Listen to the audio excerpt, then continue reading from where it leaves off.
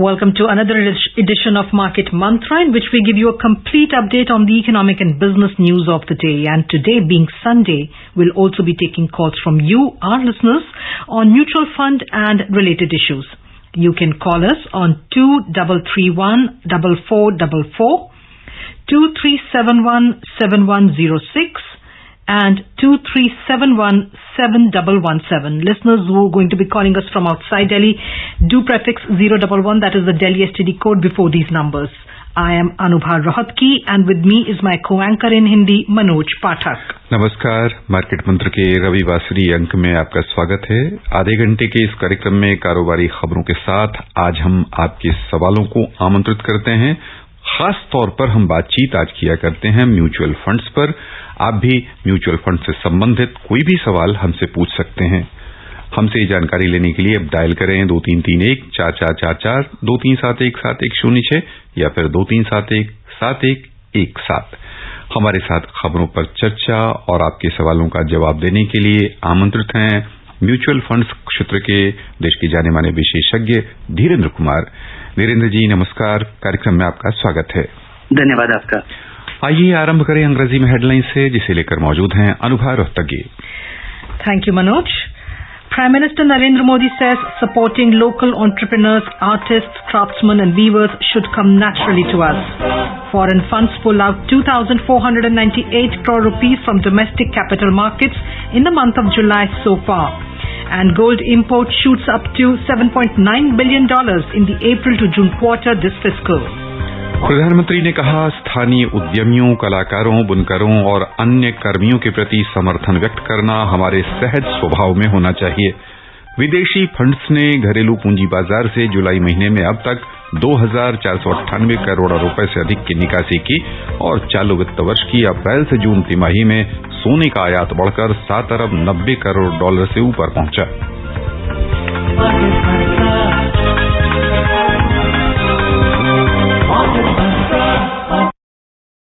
प्रधानमंत्री नरेंद्र मोदी ने अमृत महोत्सव के अवसर पर देशवासियों से ये अमृत संकल्प लेने का आह्वान किया है कि देश हमारी सबसे बड़ी आस्था और सर्वोच्च प्राथमिकता बना रहेगा।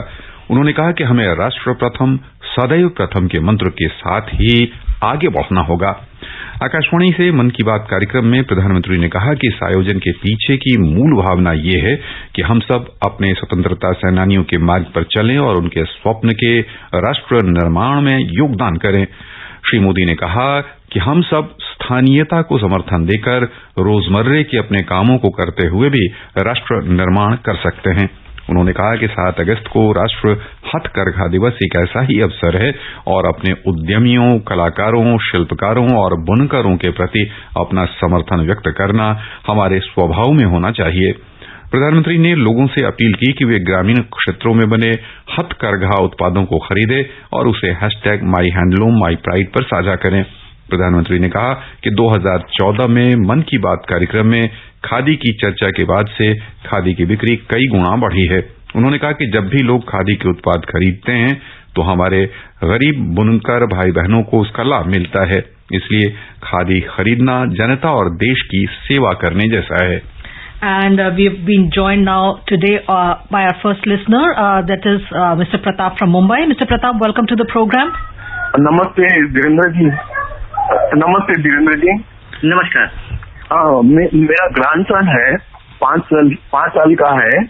वो प्रोविडेंट फंड और आरडी अकाउंट में 5,000 रुपीज हम डिपॉजिट करते हैं। अभी म्यूचुअल फंड और प्राइमरी मार्केट में कर सकते हैं? जी हाँ, अगर 5 साल का ग्रैंडसन है और मुझे लगता है कि आप भी उसकी पढ़ाई के लिए अगर आप ये पैसा इकट्ठा करें तो ये 10-15 साल का इन्वेस्टमेंट है। तो पीपीएफ में करने के बजाय अगर आप इक्विटी में करें तो ये खासकर इतनी लंबी का अवधि का जो पैसा है उसे ही आपको लगातार बाजार में लगाना चाहिए। बाजार बहुत ही खतरनाक जगह है। अगर आप कम समय का पैसा वहां पे लगाएं या कम समय के लिए लगाएं, लंबे समय का पैसा जरूर लगाना चाहिए, क्योंकि इस लगातार निवेश का ही फायदा आपको इक्विटी में होता है और लोग इसके विपरीत करते हैं। तो मेरी सलाह होगी कि एक अच्छा मल्टी कैप फंड का चुनाव करें। उसमें हर महीने आप जितना पैसा बचा सकते हैं वो बचाइए, लगाइए, और वो एक खासी रकम हो सकती है, क्योंकि पब्लिक प्रोविडेंट फंड अब यहाँ से आपने देखा होगा कि पिछले 4-5 साल में लगातार यहाँ दरों में गिरावट है। दरों में गिरावट होने के अलावा यहाँ पे मुझे ये इसके बढ़ने का रुख नहीं दिखता है। और इक्विटी पे अगर रिटर्न कम हो उसके बावजूद भी एक डाइवर्सिफाइड पोर्टफोलियो आपको बेहतर रिटर्न दे पाने में सक्षम है, और लगातार पैसा लंबे समय का लगाने से आप काफी रिस्क कम कर पाते हैं। तो जरूर लगाइए और एक अच्छे मल्टी कैप फंड में लगाइए। हमारे साथ एक और श्रोता जुड़ चुके हैं, हम आग्रह करना चाहेंगे वरुण जी से, दिल्ली से। बहुत बहुत आपका स्वागत है वरुण, अपना सवाल पूछिए। सर मुझे ये पूछना है, जो कॉन्ट्रा फंड जो है वैल्यू फंड, वो कब अच्छा काम करता है, गिरते हुए मार्केट में या फिर जब मार्केट पीक तब? और इसमें जब मार्केट पीक में अगर है तब इसमें इन्वेस्टमेंट करना ठीक रहेगा? Thank you. हाँ, उम्मीद तो यही की जाती है कि कॉन्ट्रा फंड जब बाजार काफी महंगा हो जाता है, रफ्तार से चढ़ चुका होता है आज जैसा बाजार, तो वहां पे कॉन्ट्रा फंड या वैल्यू फंड, कॉन्ट्रा फंड नहीं, कॉन्ट्रा एक डिफरेंट की स्ट्रेटजी है जिसमें कि एक फंड मैनेजर ये सोच रहा है कि कुछ वैसा एक पोर्टफोलियो बना रहा है जिसमें कि जिसके बारे में लोग अभी ऑप्टिमिस्टिक या फेवरेबल ओपिनियन नहीं रखते। वैल्यू फंड जो कि जो इसका बहुत भिन्न अलग अलग डेफिनेशन लोग फॉलो करते हैं, लेकिन by and large value fund का प्रीमाइस यही है कि आप एक कंपनी का जो इंट्रिंसिक वैल्यू है आपकी नजर में, उससे कम दाम पे आप खरीद रहे हैं। और उम्मीद यही की जाती है कि इस तरह के बाजार में, जब खासकर बाजार में काफी रफ्तार हो, बाजार जब महंगा हो गया हो, तो वैल्यू फंड उसके बाद अच्छा करते हैं, गिरते बाजार में भी अच्छा करते हैं। लेकिन पिछले कुछ सालों में वैल्यू फंड की बड़ी बदहाली हुई है।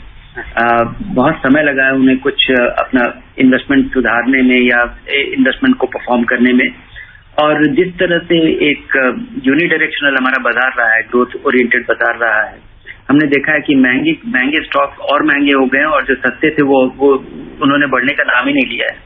और जो थोड़ा बहुत रफ्तार हाल फिलहाल दिखा था, उससे दिखा है कि वैल्यू फंड में थोड़ा रफ्तार आया है, लेकिन कोई खासा नहीं। अगर आप देखें कि किस तरह का रिटर्न रहा है, तो 10-15 साल में के रेगुलर रिटर्न में वो एवरेज हो जाता है। लेकिन मेरी सलाह होगी कि वैल्यू फंड भारतीय बाजार में इनका केस बहुत स्ट्रांग नहीं है। और एक ऐसा फंड जिसका कि लंबा हिस्ट्री हो और कंपेयरिंग परफॉर्मेंस हो, ये भी अभी नहीं दिखता है। हाँ, तो मेरी सलाह होगी कि आपका अगर आपका बड़ा पोर्टफोलियो है तो आपका 2/3 पैसा जैसा अच्छे मल्टी कैप फंड्स में लगाइए, 1/3 पैसा यहाँ लगाइए, क्योंकि बाजार का हर भाग साइक्लिकल है। कभी कुछ अच्छा करता है, कभी कुछ और अच्छा करता है, और ये गेस कर पाना बड़ा मुश्किल है। और अगर आप 5 साल, 10 साल, 15 साल का परफॉर्मेंस देखें तो बहुत सारे वैल्यू फंड का भी परफॉर्मेंस काफी इंटरेस्टिंग है, काफी इंप्रेसिव है। और अब हमारे साथ जयपुर से जुड़ गए हैं जितेंद्र, कार्यक्रम में स्वागत है, अपना सवाल पूछें। हाँ, नमस्कार। हमारा 2 सवाल है सर कि मेरे पास 1 लाख रुपया है और हम 5 साल तक उसको लगाना चाहते हैं, तो कितना % शेयर मार्केट में और कितना म्यूचुअल फंड में लगाना चाहिए? पहला सवाल तो ये। दूसरा सवाल है कि सर मैंने फर्मा कंपनी का एक शेयर था, वो मेरा टारगेट जो मिला था वो तो कंप्लीट हो गया, तो हमको उसको बेचना चाहिए कि नहीं बेचना चाहिए? आपका दूसरा सवाल है कि आपने अगर कोई टारगेट सेट करके अगर निवेश किया था और वो टारगेट पूरा हो गया तो जरूर बेचना चाहिए। और दूसरा सवाल कि आपको कितना पैसा म्यूचुअल फंड में लगाना चाहिए, शेयर बाजार में लगाना चाहिए? म्यूचुअल फंड के जरिए भी आप शेयर बाजार में ही पैसा लगाते हैं, अगर आप किसी इक्विटी फंड में लगाएं या किसी हाइब्रिड फंड में लगाएं।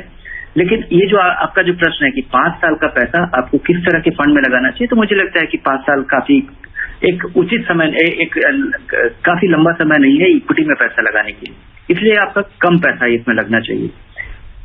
अगर उस नजरिए से अगर आप फंड देखें तो एक ऐसा फंड जिसमें कि 15-20% डेट में लगा हो, 15-20% ही केवल इक्विटी में लगा हो, 70-80% फिक्स्ड इनकम में लगा हो, ऐसा फंड का चुनाव करें। और ऐसे फंड है कंजर्वेटिव ग्रोथ और इनकम फंड है, जैसे एक्सिस का इक्विटी सेवर फंड, ये जो पहले जिन्हें मंथली इनकम प्लान कहा जाता था, उनका एलोकेशन कुछ ऐसा ही है, 80% फिक्स्ड इनकम, 20% इक्विटी। और ये बड़ी आसानी से आप ये एलोकेशन आप अचीव एक साथ निवेश से आप ये अचीव कर पाते हैं। उसके अलावा आपको रीबैलेंसिंग की चिंता नहीं करनी है, क्योंकि कभी ये जो आपका 20% अगर आप इक्विटी में लगाते हैं, 80% डेट में लगाते हैं, तो इक्विटी चलता रहा तो इक्विटी का एलोकेशन बढ़ जाता है, कभी डेट का बढ़ जाता है, और उसको रीबैलेंस करने से आपकी चिंता आपकी हो जाएगी। इस तरह के फंड में पैसा लगाने से आप इस चिंता से बेफिक्र होंगे। आइए चलें पुणे से हमारे साथ हैं फोन लाइन पर आशीष। बहुत बहुत स्वागत आपका आशीष जी, सवाल पूछिए। Good evening, Market Matra team. I have a question for Dhiren ji that I got invested in Franklin mutual fund, which was unfortunately closed now. So I'm getting a lump sum of around 1 lakh rupees. So need his suggestion that where should I invest, because now the market is in very peak. So I need an advice from him. Thank you. Yeah, the Franklin funds were actually fixed income fund. And if you are looking for another fixed income fund, the fortunate part is that most of the money, in fact, the two leading funds, the short-term income fund and the ultra short-term bond fund, most investors have been able to realize about 95, in one case 99%, and in another case over 90%, about 90%. And other funds also, the money is on its way. Besides that, Franklin has not lost money in terms of, the net asset value has not gone down and has been able to generate modest return ever since the closure as well. So, they were right in the whole assumption that if there is a methodical winding up of the fund, investors' interest will be protected, and looks like it has been. You should be considering only fixed income fund if you are looking to substitute the Franklin funds. And from that standpoint, now the weather has completely changed. Fixed income funds are not getting you, any meaningful return. Even short-term funds, will get you about 5 or somewhere between 5 to 6%. If this is your long-term money, which accidentally was invested in fixed income fund, then you should consider, if it is for 5 years and more, then you should look at, other options, equity options as well. और अब मुंबई से हमारे साथ जुड़ गए हैं रत्नाकर जी, कार्यक्रम में स्वागत है, सवाल पूछें। हाँ, हेलो, गुड इवनिंग। मेरा सवाल है कि 2 साल पहले अप्रैल 2019 में मैंने आदित्य बिरला बाल भविष्य योजना, उसमें 50,000 इन्वेस्टमेंट किया था मेरे पोते के नाम से। अभी 2 साल हो गया, तो समझो अप्रैल 21 में जितना उसमें वृद्धि होना चाहिए उतना तो नहीं हो गए। 50,000 का भी कुछ 62,000 दिखाई दे रहा है। तो उसमें ये कंटिन्यू करना चाहिए कि मैं और उसमें इन्वेस्टमेंट करेगा तो ठीक है। इस फंड में जो लगा हुआ पैसा है, इस फंड का जो NAV है वो करीब 14 रुपए हो गया है। तो 40% की वृद्धि हुई है, बल्कि जब से ये लॉन्च हुआ है तब से 14.71% की सालाना वृद्धि हुई है, जो कि एब्सोल्यूट टर्म्स में करीब 40% की वृद्धि है। तो मुझे लगता है कि एक अच्छा फंड है और ये स्टेडी तरीके से बढ़ने वाला फंड है। और ये सारा पैसा जो है आपका अभी फिलहाल इक्विटी में लगा हुआ है, और पिछले 3-4 साल में इस उतार चढ़ाव के बावजूद अगर ये इस तरह का रिटर्न है तो ये बहुत अग्रेसिव बेट लेने वाला फंड नहीं है। तो मुझे लगता है फिलहाल तो अभी तो बने रहना चाहिए। And before we take on our next listener, let's have a look at a few more news items. Foreign funds pulled out over 5,689 crore rupees from domestic equities in July so far, according to depositories data. Foreign investors continue to adopt a cautious stance in view of several domestic and global factors, but they pumped in 3,191 crore rupees in the debt segment during the period under review. So the net withdrawal during the set period stood at 2,498 crore rupees. Mr. Dhiren Kumar, FPI is pulling out an amount of over 5,000 crore rupees from domestic equities this month itself. Would you say that this is a reflection on the domestic markets, or is it a lot of factors including the US Fed policy, Fed monetary policy and the crude prices, everything inclusive? No, I think, in the short run, the behavior or the looking for a reason for the investment actions of foreign portfolio investors is very difficult. Some months they invest, some months they 5,000 crore is less than $1 billion, and $1 billion moving in and out of our market in a week is a pretty normal thing. So given the scale, I don't think it is significant enough to actually draw any conclusion. Right. And we have now been joined by Mr. Makhija from Mumbai. Mr. Makhija, welcome to the program. Please ask your question. जी, अपना सवाल पूछें। नमस्कार सारी team को। मेरा एक सवाल है, दो सवाल है एक्चुअली। एक तो है प्रीवियसली जो ऑल इंडिया रेडियो का पोर्टल था, वहां से हम लोग कभी भी ये आर्काइव्स में से आपका program market mantra mutual fund का जो हम लोग डाउनलोड कर सकते थे, we could have if miss हो गया तो हम लोग सुन सकते थे। लेकिन अभी वो नए पोर्टल में वो ऑप्शन ही नहीं दिखाई दे रहा है। क्या वो है या ऐसा कुछ आप हेल्प कर सकेंगे? और दूसरी जो कोटक का अभी नया फंड लॉन्च हुआ है, तो उसमें डालना सही रहेगा या उसकी जो पहले का है सेम फंड ऑफ फंड उसी में कंटिन्यू करना चाहिए? Thank you sir. Dhirendra ji ये कोटक के बारे में पूछ रहे हैं। ये सबसे पहले तो ये ऑल इंडिया रेडियो पे जो आर्काइव अवेलेबल था, मैं भी इसको ढूंढ रहा था और मुझे भी इसके बारे में अगर जानकारी मिले तो अच्छा रहेगा। और कोटक का ये ग्लोबल इनोवेशन फंड, ये काफी इंटरेस्टिंग फंड है। इसका लंबा हिस्ट्री है और हालांकि भारतीय निवेशकों के लिए, क्योंकि फंड ऑफ फंड है और देखना होगा। एक तो विदेशी इस तरह के फंड में पैसा लगाना एक आपको रिस्क से कम करता है, एक रिस्क कम करता है कि हमारी नौकरी भी यहाँ है, हमारी आमदनी का स्रोत भी यहाँ है, हमारे सारे एसेट्स और हमारा इन्वेस्टमेंट भी यहाँ है।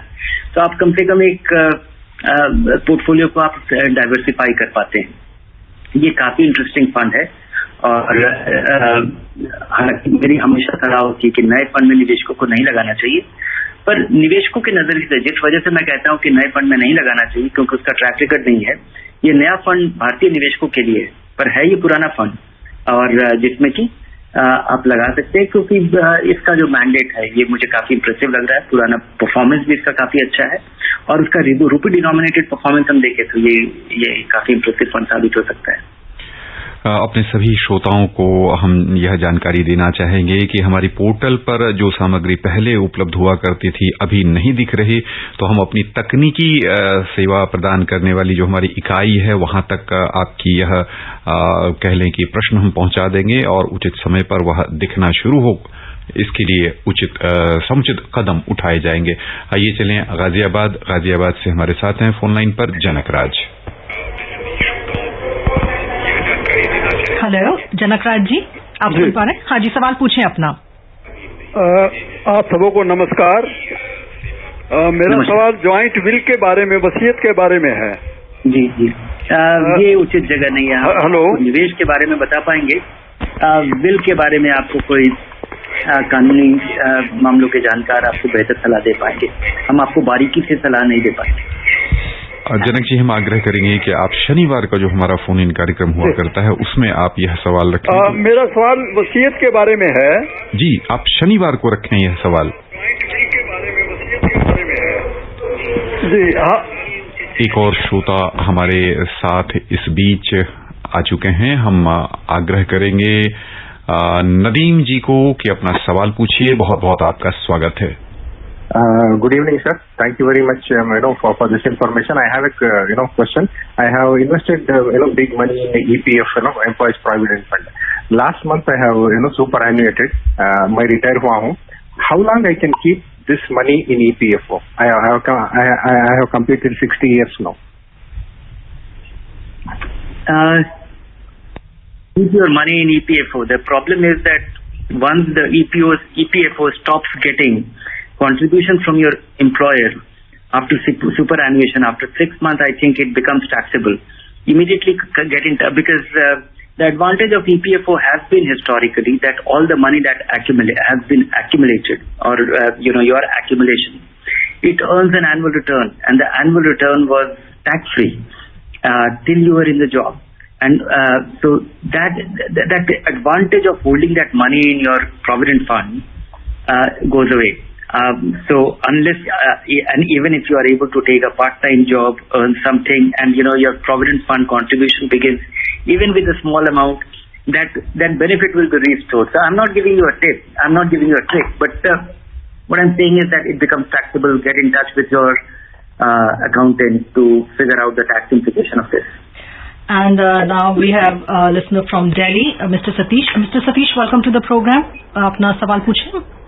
हाँ जी, सवाल में मेरी जानकारी है धीरेन्द्र जी, अगर आप मार्केट मंत्र को डाउनलोड करना चाहते हैं तो YouTube पे भी अवेलेबल है, आप वहां से अब इसको डाउनलोड कर सकते हैं।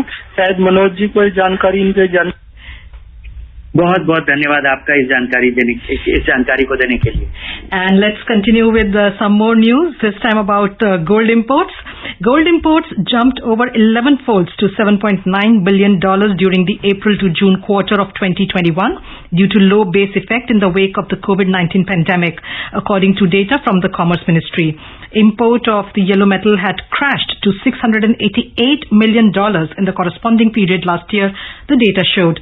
But silver imports tanked 93.7% to $39.4 million. The significant increase in the gold imports has led to the widening of the country's trade deficit, which now stands at about $31 billion during the same quarter this fiscal. And now we have Mr. Deshpande from Mumbai online with us. Welcome to the program. Please ask your question. Yeah, good evening team. Good evening. Please ask. Yes, I've got one simple question. Like somebody said, I've also got a bulk money, about 8 lakhs with me. I don't have immediate requirement. What do you suggest with the present situation? Should I invest it into the share market or like mutual funds? Should I go for land? Or should I just leave it in some kind of an FD?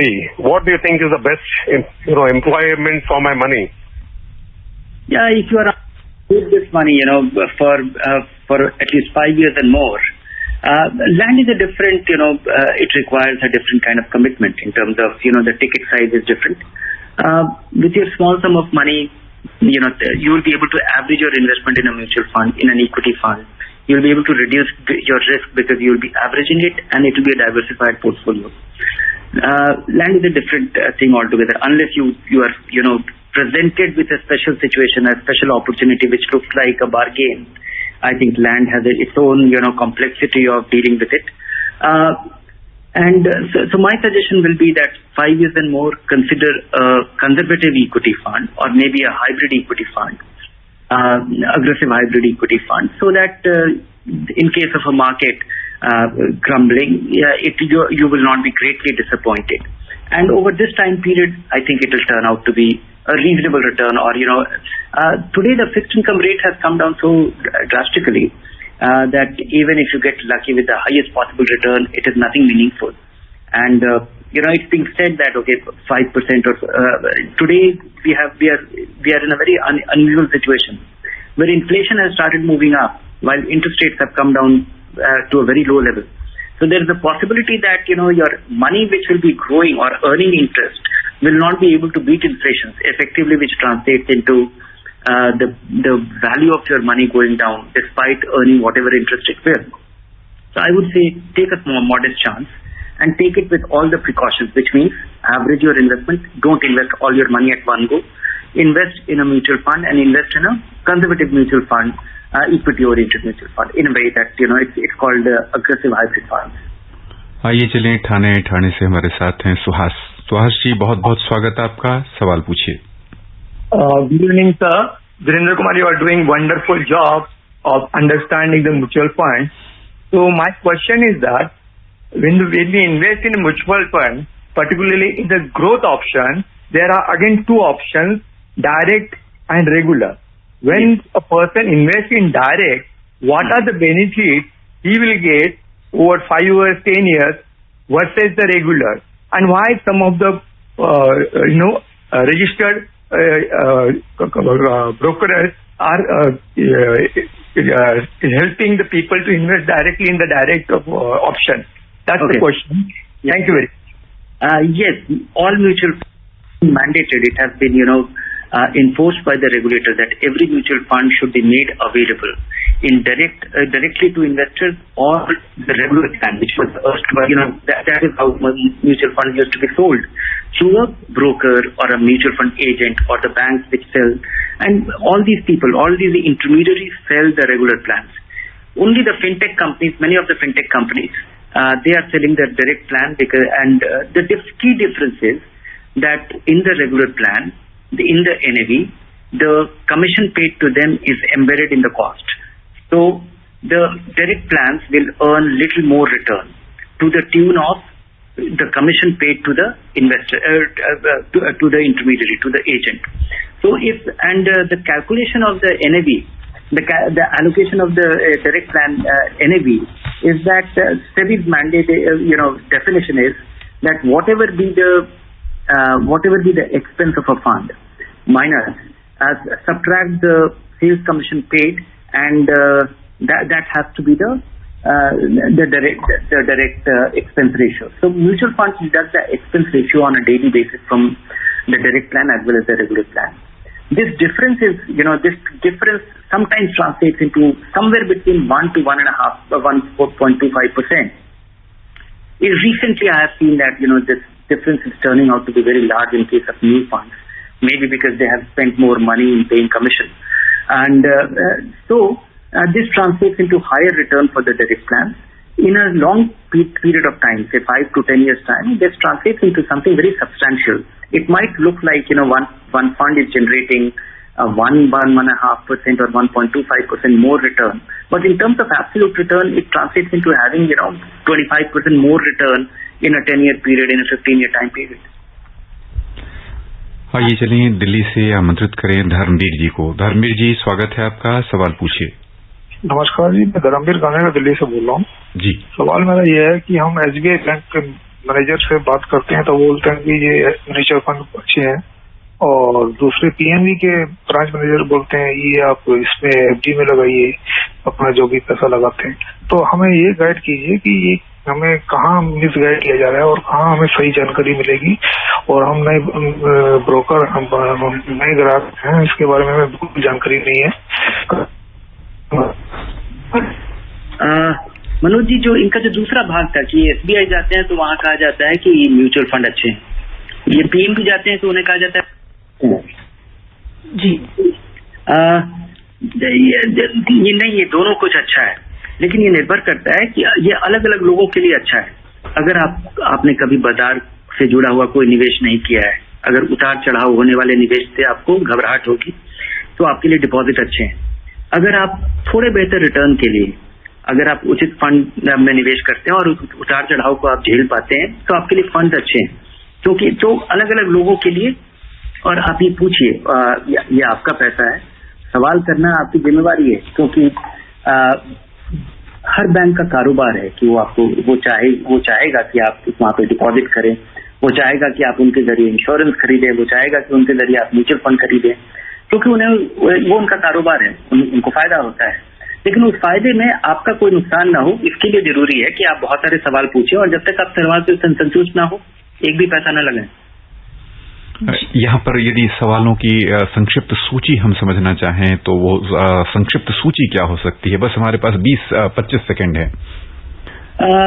सबसे पहले देखिए कि आपको जो सलाह दिया जा रहा है उसका कारण पूछिए कि ऐसा क्यों है, और नुकसान जरूर पूछिए कि यहाँ पे नुकसान की संभावना क्या है। कोई भी बेहतर रिटर्न आपको बिना किसी रिस्क अज्यूम किए बिना नहीं मिलेगा, तो इसके बारे में आप जानकारी जरूर लें। यानी जोखिम और लाभ दोनों को जितने पहलू हो सकते हैं वह हम उन कम से कम हर एक निवेश में ये 3 पहलू ही होता है, जोखिम, लाभ और लिक्विडिटी करता है। आप अपना पैसा अपनी इच्छा से निकाल सकते हैं। और चौथा चीज की क्या कि इस पे टैक्स की छूट मिलती है। बस यही धीरे धीरे चौथा हम अगली बार आपसे समझेंगे। बस यही श्रोताओं की ओर से आपका बहुत बहुत धन्यवाद। धन्यवाद आपका। And before we close, a reminder of the headlines. Prime Minister Narendra Modi says supporting local entrepreneurs, artists, craftsmen and weavers should come naturally to us. Foreign funds pull out 2,498 crore rupees from domestic capital markets in the month of July so far. And gold import shoots up to $7.9 billion in the April to June quarter this fiscal. And that's it in this edition of Market Mantra. We'll be back at 3 p.m. tomorrow with Money Matters. Do join us then. Till then, namaskar.